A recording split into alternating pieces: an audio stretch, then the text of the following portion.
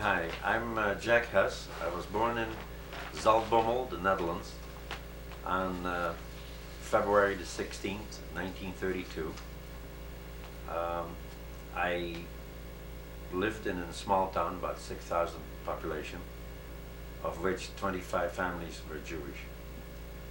Out of the 25, there were 11 um, relatives. 11 families were relatives. Um, we went to school in Zaltbommel. Um, I had one Jewish friend. And my cousins. I didn't have any non-Jewish friends because we were very close knitted. Um, Up until 1940, when the war broke, um, we didn't feel anything until 41, when the decree came that the Jews could not go to public schools anymore. We had to go to a different town and go to a school for all Jewish people. A couple incidents I remember is one thing I'll backtrack is in right at the end of 40 or 41, I don't remember.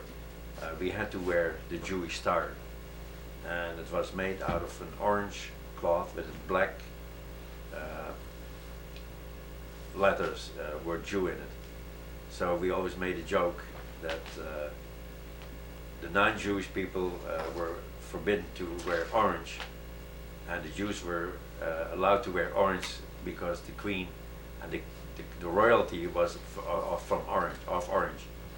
Their name was Orange. So when we went to the trains to go to the other towns, we had to always stand for German officers, and once in a while a non-Jewish person would stand up for us, and the Germans were very upset when they saw that. And one time we came home and we went in the bus to go to our homes from the station, and a German walked in and he said, "All the Jews out of the bus, walk." And I think there were 4 or 5 people that day in the bus, Jewish people, kids. And when the German pulled the gun out of his holster, the driver took a tire iron and stood behind him, that if he was going to do something, he would probably beat his head in. And so that there was righteous acts going on Oh, by yeah. people, oh yeah, even early. oh, only once in school, before I went to the Jewish school in the other town, only once that we had a boy tell me, "Oh, the Nazi will put you away," and I fought with him. I put him on the ground. But yes, we didn't have any problems. The people in Holland were pretty tolerant to Jews. Yes, I mean, yeah. it wasn't like in Poland where No, everybody hated no, Jews. no, no, no, we didn't have that. And then well, we had doctors, we had lawyers, business people. I mean, so we all made a living, and so we didn't. I especially, because I was only 10 years old when I went in hiding. We didn't feel the Nazi footsteps on us until when about in August of 1942, we got people from the underground talking to my father, and she said, she was a nurse, and she said, we can do anything about you and your wife, but we would like to save the children.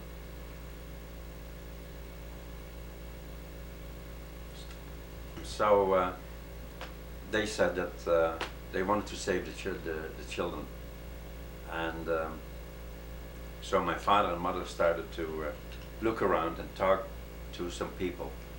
And right across from our store was a hotel. And when he was mentioning something to the owners, they said that they would take my father and mother. So when the underground came back, my father said, "Okay, we have place for us. If you can find place for the children." So my brother said, I'm not going. Just give me money, and I will travel through Europe to stay alive. So my father talked him out of that, and so the three of us, we got room, and I lived with a family in Zeist, what is close to Utrecht, and father and mother with 5 children, 5 daughters, and I stayed there for 2 years and 7 months.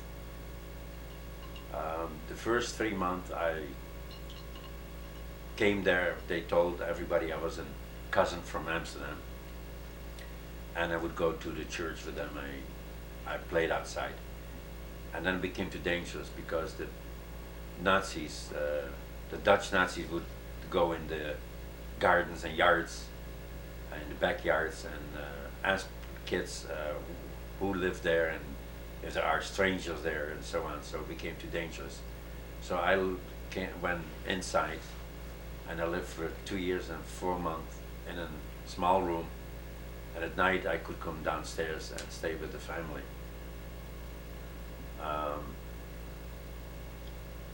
In the morning I would peel potatoes when there were potatoes, and then in the afternoon I played. They gave me some books to read. I didn't do any learning, school learning. I was in the 3rd grade when I went in hiding, and I did not know if my parents were alive, my brother and sister, until after the war.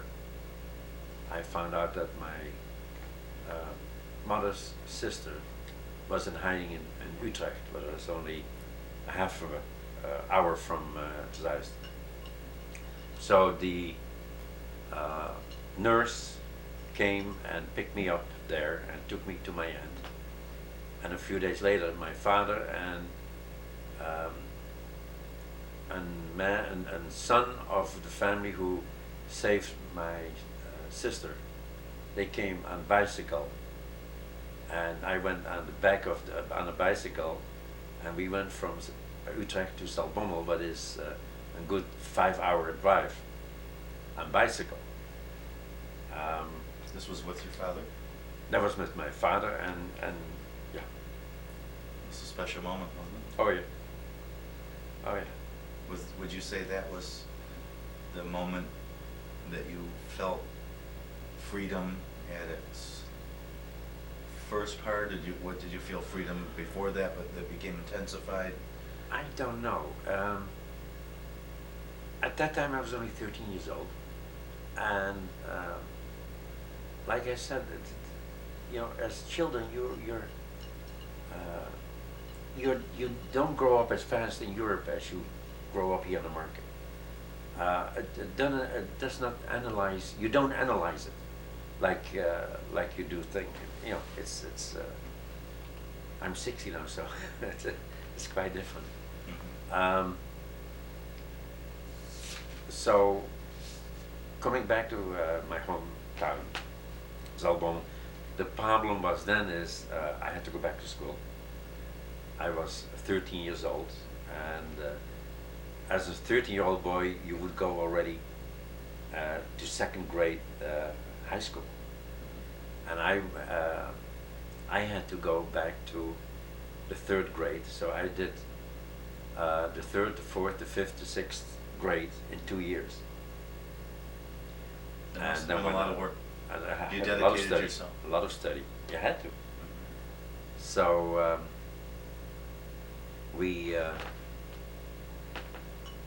I had to make new friends, and that was the hardest thing, is to find a non-Jewish boy that you can be close with. And I never was as close to them as I was to my cousins and to the butcher's son, kosher butcher's son. And we were very close. Do you feel that there was a wall between you and these kids because of the fact that you were afraid that they couldn't be trusted, or? No. It was, you Difference in culture? you didn't know them from child on. Okay, All of a sudden, you're 13 years old, and you meet. and you have to meet them. You meet them, and then to make real friends. There was one boy. He was another thing is they were younger. When I went in the classroom, they were 2-3 years younger than me. So there was one boy. His father had he had a business in selling eyeglasses and fine house articles like China. pottery and that stuff. And so I would go over to his house, and he would sometimes come to my house, but very seldom. At school, we were all together. We would walk, or we would play together. And at lunch or dinner, we would go to our own house and eat. They never ate there, or he ate in our place. After the So war, would you that say? was after the war. Would you say the kids' parents kept the kids from associating as much, No, or was no. the difference in age and No. the fact that you just had More the difference in age than anything else. No, there was no anti-Semitism still in our town. What were schools like in 1940? When did you leave third grade? What was school like before that? I mean, was it a big school, little school? Well, you were in? if you have a town with 6,000 population, you do have a good sized school. There were 2 schools, plus there was then you had the Catholic school, you had the Protestant school, but there were 2 public schools, and so you had a good sized classes. You had 20, 25 kids in a class. I felt that we were accepted. I mean, there's no ifs and buts about it. So it was me. You asked me how life was before the war. We, as I said before, we had 25 families, of which 11 were related. My father's mother, my father's brother, and out of the 3 sisters, 2 lived in the same town and were married. Then we had some cousins who were married, and we were a very close-knit family. My one aunt, her husband was a salesman on the road. She would walk from her house every day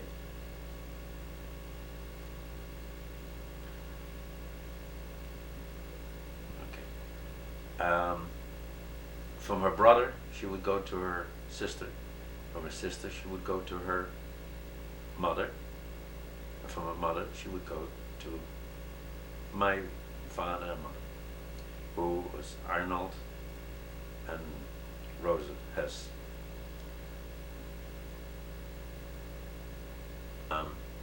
It was so strong that if my aunt didn't come by 4:30 in the store, because we lived behind the store, and visit, my mother would call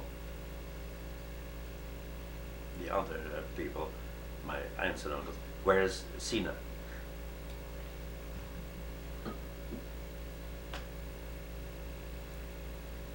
Uh, on Friday nights, the whole family would go.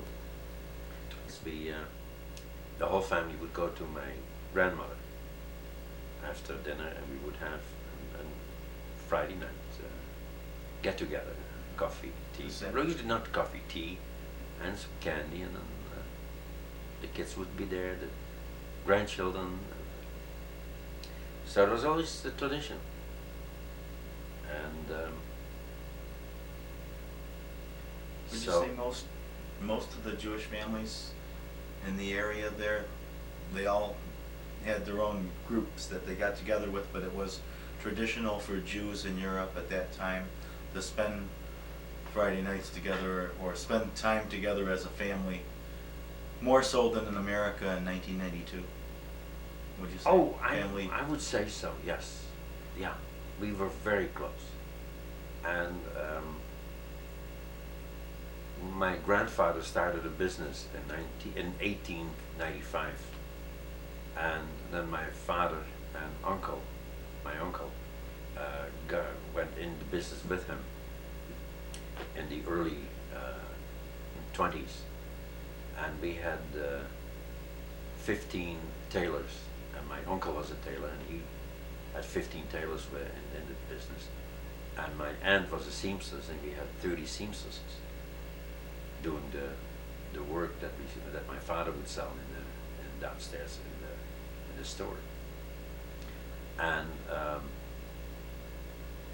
then my uncle started his own man's store, so that took business away from our store, from my father's, and my aunt married a German, lived for a while in Germany, and then because of the pogroms came to Holland, and she opened a store of women's things, and so my father cut out the things so that she would make a living. It was never an disharmony. It's always helping each other.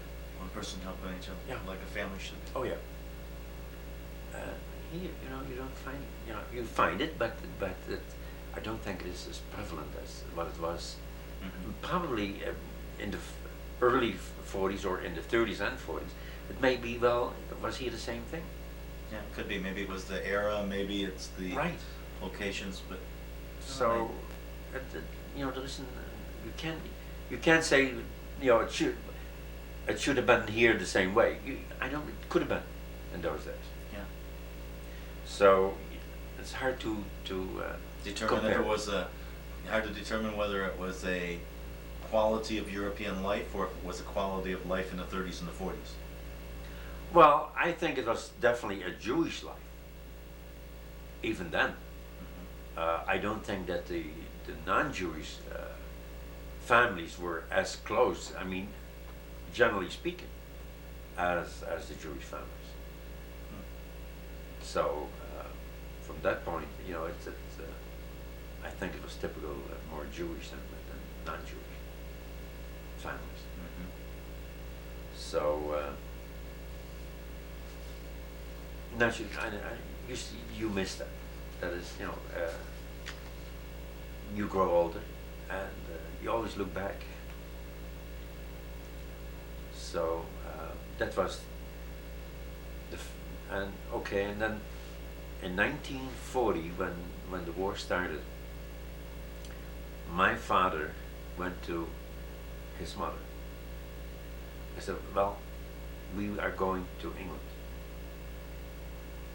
You go with us. And my grandmother said, well, talk to your brother first. You have to talk to your brother. So my father talked to his brother, and he talked him out of it, that it couldn't be so bad.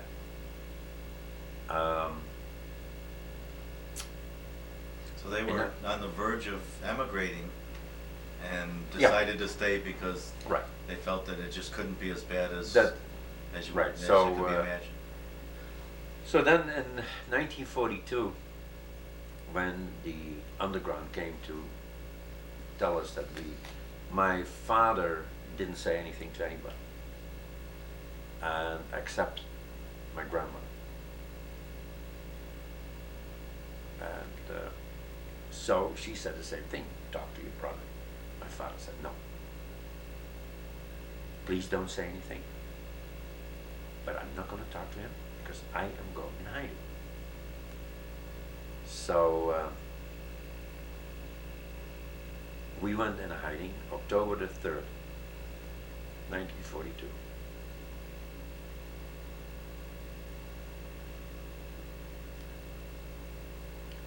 About 6 weeks later,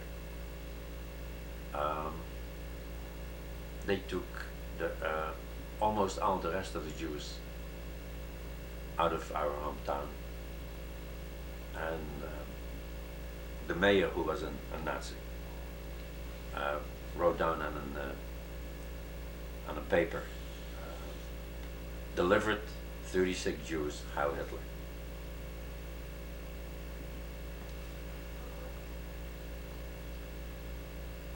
So at that time, the non-Jews in the community were starting to collaborate. Some were starting to collaborate. Some, they were kind of dividing up into groups that were going to collaborate and groups that were going to help the Jews. No. Or they imported a person, a Nazi, to become the mayor.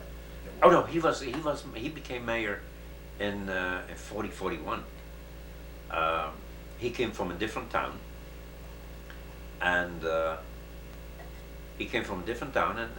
he was made the mayor because in Holland the mayors are always appointed by the government, and so the Nazis appointed a Nazi, A pro-Nazi. As the mayor of Salbon. So he. So there was no practice of religion at that point. It was done. Well, yeah. Jews were either- Up until then, we had a rabbi and a chazan. In Holland, we didn't have rabbis; we had chazans because they were rabbis.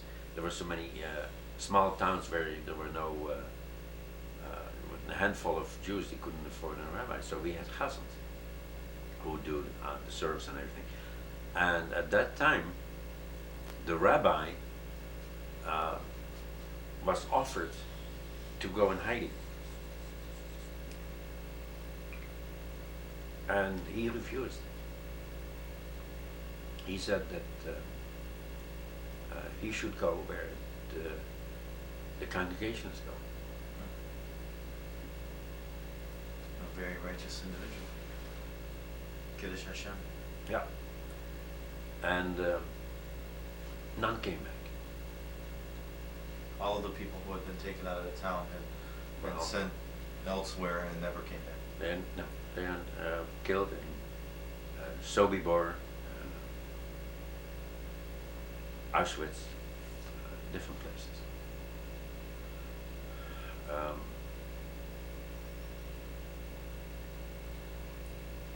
My grandmother was 73 years old. But she was deported.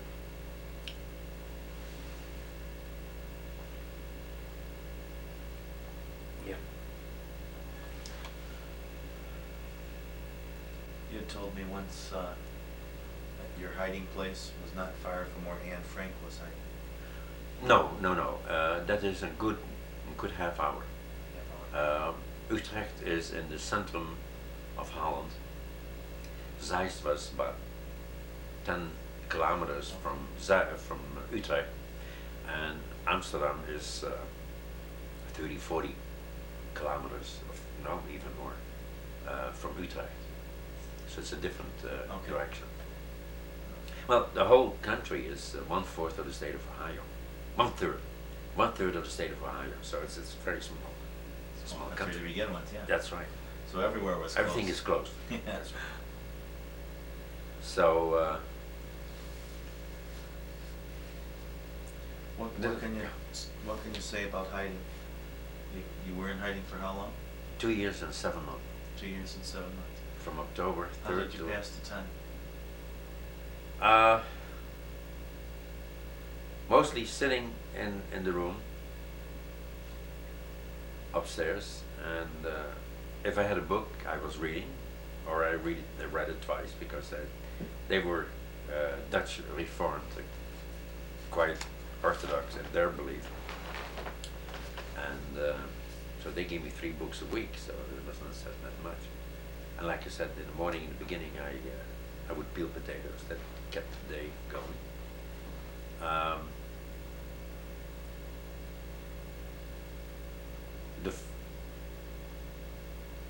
During the hunger, what they call the hunger winter, it was 1944. Believe it or not, we were, in those days, we were getting 1 potato, 1 slice of bread in the morning, potato in the afternoon, and then they would get some soup made out of God knows what.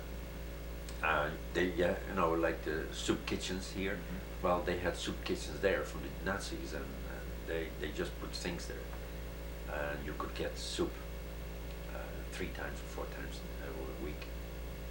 Was this common for everybody in Yeah. Holland, pretty much, or? Well, yeah. Or The only life, ones who had life it got better. bad for everybody. Huh? Life got bad for Oh, everybody. absolutely, yeah, because we were in hiding, so the only Jews who were left were over. They were in hiding. There were nobody was on the street, with the star, because they would be taken to the concentration camps. Now, the non-Jews, what food situation for them was the same? That's the same. Oh yeah. So they didn't have anything to help. If a person was in hiding, they weren't counted as part of the food rations. So the people who were hiding them had to share their meager rations with the people they were hiding. Well, yes, but that is where the underground would give 2 or 3. And let me interrupt. If you cut it off now, you got it on? Not yet. Yeah. Lights flashing. Okay. So I was remembering that I have a card here, and this card is what the Germans gave us. I don't remember if it was for 1 or 2 months. What you could here stands for bread, meat, potatoes, milk. What do you call it? What did I just say? Skim milk? Skim milk. So this is what you had to live on, and the underground was very good in stealing and making up those cards. So people who had Jews in hiding, they would get 2 or 3 extra of those cards, so that they got more food than just for the Normal rations.